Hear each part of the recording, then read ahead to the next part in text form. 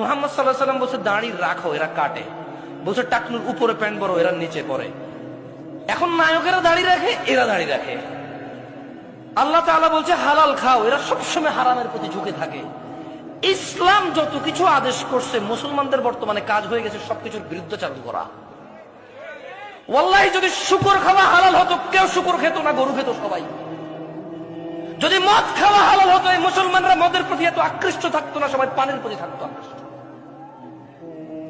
যদি সুদ আর ঘুষ খাওয়া হালাল হতো, তাহলে আজকের যে মুসলমান আমার চোখের সামনে আসি আমরা, আমার মনে হয় এরা কেউ সুদ আর ঘুষ খেত না।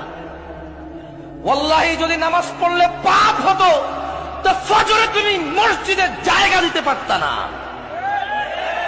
গান শুনলে পাপ হয়, কনসার্টে জায়গা হয় না।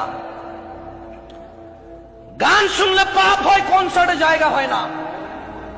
সিনেমা দেখলে পাপ হয়, ইন্টারনেটে মিলিয়ন বিলিয়ন্স ভিউ হয় ওইটার।